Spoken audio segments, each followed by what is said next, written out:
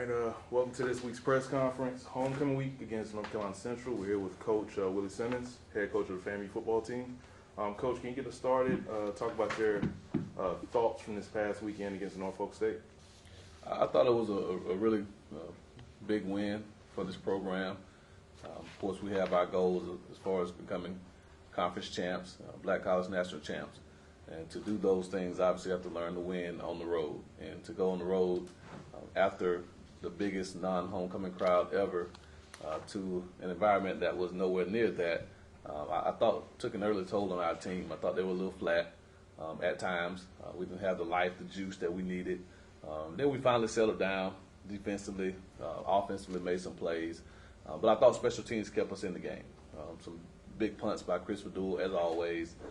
3 field goals made by Yahia Ali, a 52-yarder, which is the second longest in the history of the school. And really good coverage all day long, really kept us in good field position. And then it allowed our offense to eventually settle down, make some plays.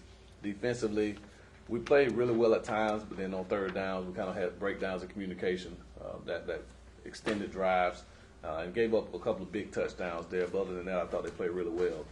But the biggest thing that I took away from it was for the second week in a row, this team got in a position where it could have quit, given up, gone the other way, but we found a way to win. And I think that's a quality characteristic of a really good football team, that you find ways to win even when you're not playing your best. And so we're happy to be 1-0 in conference play. We know we have a huge week coming up, not only because it's homecoming here at Florida A&M, but because we have another conference team coming into town in North Carolina Central with the new head coach, renewed energy, excitement in their program, and we know they're going to come in with all guns blazing, trying to be homecoming spoilers. And so we definitely have to make sure that we have a great week of preparation and get ourselves ready to play a 60-minute football game. How different is homecoming week from any other week here at FAMU? For the team, it's about the same. For the fans, for the student body, for everyone else, it's a dream week. You know, so many events, so many great things going on during this week. Guest speakers, schools being recognized, alumni being recognized. It's truly a special time here on campus. And with all those festivities, we have to try to do our best job as coaches and as players to continue to focus on the part that we can control, which is Saturday at 2 p.m. And so we didn't change our practice routine. We didn't change our meeting schedules. We want to keep the same ritualistic things that we do every week to prepare for a football game, knowing that there are going to be some outside distractions if we allow them to become distractions. But I think this team is dialed in, and we had a 2-minute conversation about it on Sunday, but we understand what's at stake. And I would be a little more worried if we had maybe a Division II team or lower level team coming into town. But the fact that we have a conference team coming to town and we understand how big this game is, I think gives our guys the focus that they need to get it done. From a defensive standpoint, Central rushed very well last week against Morgan State in a 27-17 win. How do you focus in on shutting down their running attack? It goes back to fundamental football. It starts with alignment, making sure that we're aligned properly, great communication across the board, setting our front where it needs to be set, recognizing what a running back is, recognizing formations, personnel changes, shifts and motions, things of that nature. And if we can do that and play gap assignment football, everyone understand where they fit within the scheme of things, which is what our defense is predicated on, I think we'll be fine. So we don't have to go into the game saying we have to do anything extra.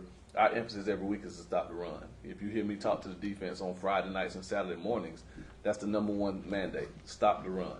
And in order to do that, we have to play fundamental football, tackle, have to do a really good job of tackling this week. They have some dynamic running backs, and we can grab cloth and keep our eyes up and get them on the ground. I think we'll be in good shape. But they're a strong rushing attack. That's what their head coach is going to pride himself off of. He's a Rod Broadway disciple, which they're going to be really good on defense. They're going to try to run the football. And so we have to get ready for a physical contest here coming this Saturday. Coach, you guys are pass offense, #1 in pass offense. They're #1 in defending the pass. Talk about your concern as far as that game goes, and just your concern about being able to consistently beat them at what they're supposed to be with. Well, I'm more concerned about the fact that we haven't run the ball as well as I would like to. And I think us throwing the ball for large chunks of yardage has kind of made us get a little bit, I don't know what the word is, but we're relying a little bit too much on the pass, I believe. Because, again, this offense is predicated on keeping the ball going forward and playing ahead of the chains. And we don't want it to hit the ground.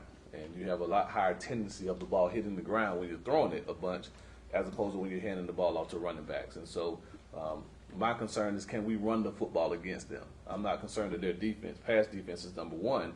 I'm more concerned that the fact that our rush offense is near the bottom of the league. So if we can establish our ground game, that opens up the passing game, not the other way around. And for the last few weeks, it seems that we've been in reverse, where the passing game has tried to open up things for the run game. So we have to definitely find a way to run the ball this week. Coach Simmons, what you're doing a great job on offense. You're averaging around 20.5 points per game, but you're currently holding opponents to 32.8 points per game. What are you trying to do to curb that statistic? Well, again, I think it's very important for everyone to understand that the statistics at this point are really skewed. We played one of the top offenses in America in UCF, and that's going to skew the stats a lot. So that a big chunk of that 32.5 is the 60 whatever we gave up against UCF. So look at us the last couple of weeks where we played light competition. That's what I like to judge our stats off of. We gave up 28 last week, which is more than we would like to. And then against Southern, I think it was 21 or something like that. And so with light competition, we're around 24 points a game. And so we want to get that number down in the teens, obviously. Our defense will have a chip on their shoulders this week after the performance last week, and they know that they can play better than that. And it really goes back to just basic fundamental football, doing the little things the right way, communicating, tackling, eliminating big plays. And I think these guys will be up for the challenge. And Central will pose a great challenge for us because they can run the football. They're going to challenge our toughness, our physicality, and that's what the MEAC is. It's a physical league, and we're going to have to be ready to play 60 minutes of smash mouth football. Has it surprised you that you haven't been able to maybe run the ball as well as you thought you would when the season started? And how important will it be, especially with such a good passing defense that you're facing, how important will it be to run the ball on Saturday? It has. It has been surprising and frankly disappointing. We knew out of the first week, we knew that we probably want to run the ball very good against Central Florida. But then playing a Division II team and then two FCS teams the last few weeks and still not being able to eclipse 150 yards rushing has been disappointing. And but I know the offensive line is upset about it. The running backs are upset about it. The O-line Coach Jackson is upset about it. And we'll run the ball better. We have to just, again, continue to take pride in coming off the ball low and hard, straining blocks, finishing blocks.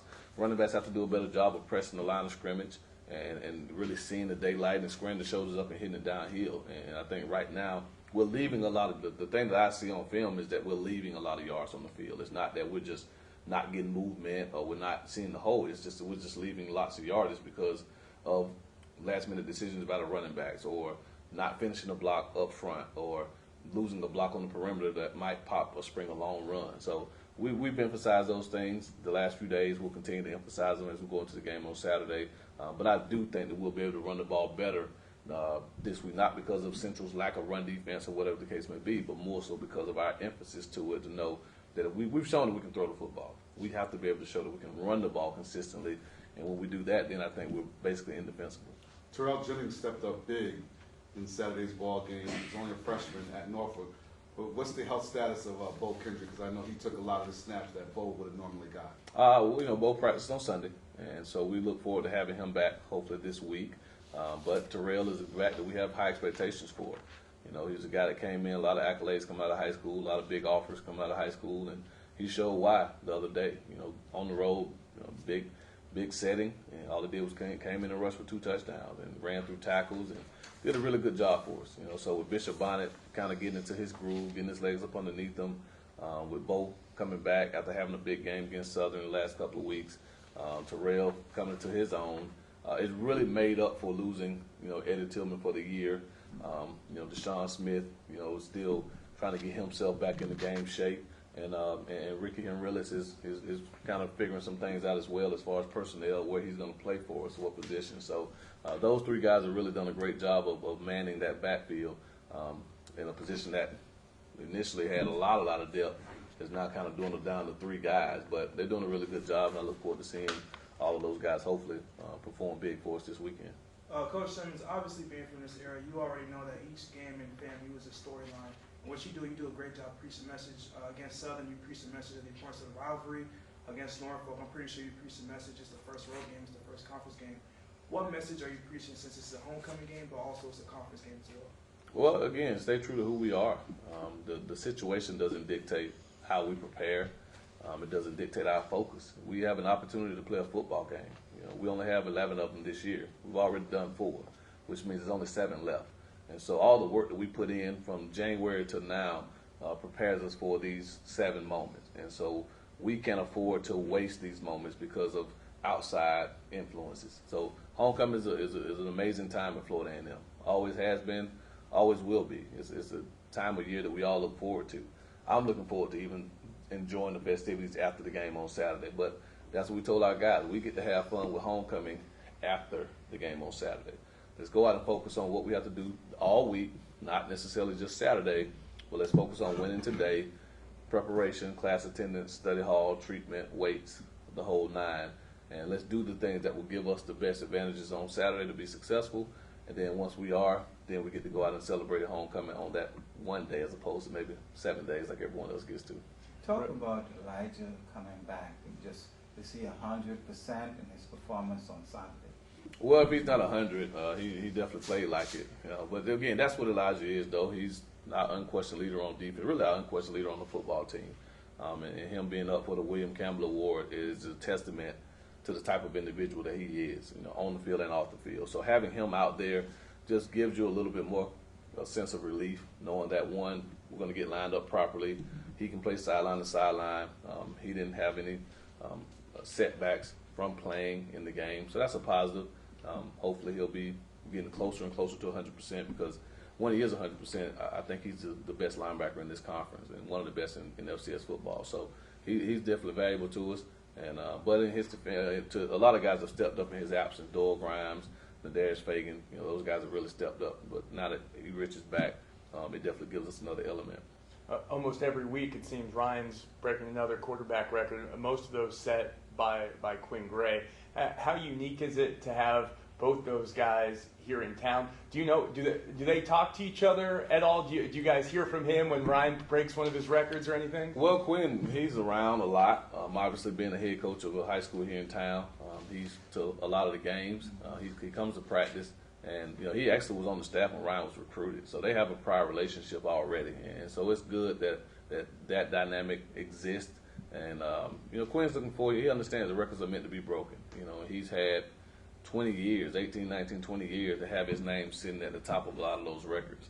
And now to finally have it, some of them start to fall, and a lot of them will eventually fall, you know, if Ryan stays healthy and continues to play at a high level. And but it's good to have the support of not only Quinn Gray, but, you know, Pat Bonner. Chimes in, you know, Oteeman Sampson, you know, Albert Chester, a lot of those guys that held a lot of those records are really coming in and supporting Ryan right now, supporting this football team. And that's what you want. You want this family to extend beyond the current 2019 team and understand that if you ever wore the orange and green, you're a part of this. And I think it's a bittersweet moment when you have one of your records broken. And I don't have many in college. I have some high school records that still stand, obviously, but whenever someone comes in and breaks some of those records, especially when you know they're a good kid, hard worker like Ryan is, it kind of gives you that bittersweet feeling to know that even though your name will fall to number 2 on the all-time list, that the guy that's breaking it is working hard, doing it the right way, and representing this university in a first-class manner. Coach, tempo is a hallmark of your pedigree, and with this being a 2 o'clock start, it'll be hotter as opposed to the 6 p.m. kickoffs at home. Speak about how that is going to play a role in how you guys are running on offense. Well, we hope that it'll be an advantage for us. We practice in it every day. We don't have the luxury of having an indoor facility or, you know, being able to move our practice times around to accommodate the heat. We're out there at 3 o'clock most days, and so it's midway through the second quarter. That's usually the time that we start flex, and so our guys should be acclimated to the heat. I'm not familiar with North Carolina Central's practice schedule, the conditions that they practiced in, but I'm hoping for a good hot day. And again, if that's the case, we're going to try to use our tempo to wear them down. they're on the road, which means they can only travel 60 guys, so they'll be a little short-handed. We'll have a full array of guys to choose from to play special teams and take some snaps away from some of those offensive and defensive guys that play a lot of snaps.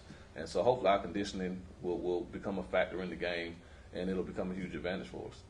Two sides of the coin when it comes to third down conversions. On offense, you guys almost 50%, you lead the conference. How important is it picking up those third downs? And on the flip side, bottom three in conference on defense, what do you have to do to get better stopping the opponent on third downs? Well, for us offensively, that's a huge part of what we talk about. You know, our motto offensively is get first downs. You know, we don't talk about the number of plays we run. We don't talk about yards, touchdowns. We talk about getting first downs. And the way to get first downs is to convert third downs, obviously. So we spend a lot of time working third down situations in practice, and we want to make sure that we're efficient during those critical situations. Defensively, a lot of it comes down to just basic communication and execution and awareness. You know, we study the tendencies of the other teams. We look at what plays they run in those situations. But a lot of it comes down to, like last week, just understanding down and distance. I mean, if it's third and long, 3rd and 7, 8, 9, 10, well, they're running routes to the sticks and they're stopping. And our guys are giving a little bit more cushion than we probably should give in those situations. 3rd and medium, they're running a lot of spacing concepts, trying to get a lot of guys underneath. And we're not communicating that and squeezing the middle of the field and making them throw the ball to the widest parts of the field where we can rally and make the tackles. And so, you know, Coach Street and the defensive staff have really placed the emphasis this week on recognition, knowing down and distance, knowing what route combinations are coming based on how the offense is lined up. And if we can communicate that and execute those little things that we talk about, I think we'll perform a lot better on third down. But we're doing extremely well on 1st and 2nd down. A lot of those conversions last week were 3rd and longs, which percentage-wise, you shouldn't be converting a lot of 3rd and longs, but I think Norfolk was probably over 50% on 3rd and long conversions, which they were over 50% for the entire game. But we'll do a better job of that, I think, moving forward, just because our defensive staff has placed a lot more of an emphasis on understanding the situation. Any more questions? All right, thank you, Coach. All right. Thanks, Coach. Appreciate it, guys. Thank you. And girls.